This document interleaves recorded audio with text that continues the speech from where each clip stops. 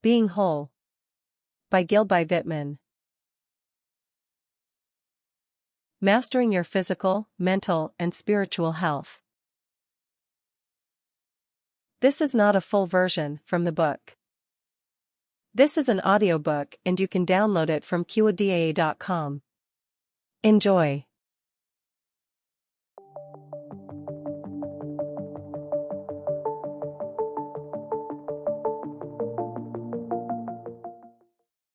Disclaimer. This ebook has been written for information purposes only. Every effort has been made to make this ebook as complete and accurate as possible. However, there may be mistakes in typography or content. Also, this ebook provides information only up to the publishing date. Therefore, this ebook should be used as a guide, not as the ultimate source. The purpose of this ebook is to educate. The author and the publisher do not warrant that the information contained in this ebook is fully complete and shall not be responsible for any errors or omissions. The author and publisher shall have neither liability nor responsibility to any person or entity with respect to any loss or damage caused or alleged to be caused directly or indirectly by this ebook. This ebook offers information and is designed for educational purposes only. You should not rely on this information as a substitute, nor does it replace professional medical advice, diagnosis, or treatment. Introduction. If you have been feeling run down with your health physically, mentally, or spiritually, you might be wondering what you can do to get back on your feet and feel whole again.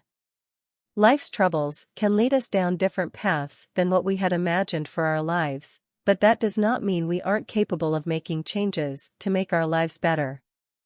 The main goal of being whole means you need complete control of your health and life, but how is done? It can be simpler than you think when you break it down into steps and actions you can concentrate on every day. This ebook has been put together to concentrate on the life actions and steps you can take to being whole and becoming your true self. With this ebook, you can begin to take practical actions to achieve the life and self you have always wanted. While this book might not have all the answers for your unique situation, you can use it as a guide to bring you through a life-altering journey. It will also help you overcome your personal demons and teach you how to rely on faith to help you through life's most difficult challenges. One small step can change your life. Being whole and mastering your health in all forms seems like a big journey, but every journey begins with a small step. Some people choose to wait until they have everything in order to begin big life changes, but if you keep waiting, eventually you will not be able to start the journey at all. You need to start being whole with just one small change, no matter how small the step is. Remember that small steps are better than no steps, as long as you are heading in the right direction. Stop making excuses. On your journey to being whole, you need to stop making excuses in order to start your first small step. One thing that drastically affects mental health in today's society and culture is the use of social media.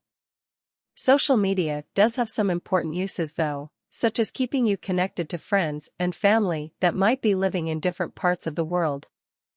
However, if you constantly find yourself on social media comparing yourself to others, you might need to take a break for your mental health.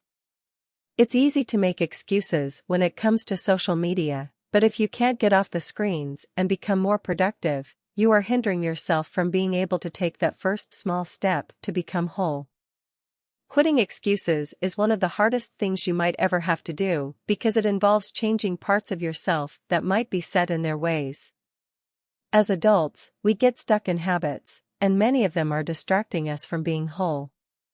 To stop making excuses, you need to force yourself. For example, if you want to begin exercising more as part of a physical fitness journey, you need to carve out time in your schedule to make it to the gym or the park.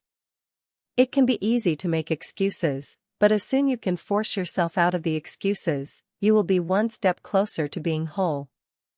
Setting reasonable goals. Making the first step means having reasonable goals and plans. If you do not set clear expectations for yourself and your goals, you will have a very hard time accomplishing them. If you want to get a new job because your current one is not boding well for your mental and spiritual health, you need to start making reasonable goals to find a new job. One of the best ways to do this is to set a goal to send out 3 or 4 applications a week. This is reasonable for most people's timelines, but you can always adjust it to fit your schedule. While it might be tempting to tell yourself, you are going to send out 10 or 20 new applications a week, this is not usually practical for most people, and you will only be setting yourself up for failure. Not achieving your goals can be a huge setback when it comes to making small steps. That's why it's extremely important to make the goals clear and reasonable so that you give yourself room to accomplish them. With reasonable goals, you can also make new habits and new lifestyles. Having goals allows you to be more productive because you are always working towards something, whether it be big or small. Making routines. Taking one small step also comes with creating structure and good habits for your life. You can't make good life habits without a routine. Having a routine will also help you to take small steps towards being whole, because you can engage in the same discipline every day.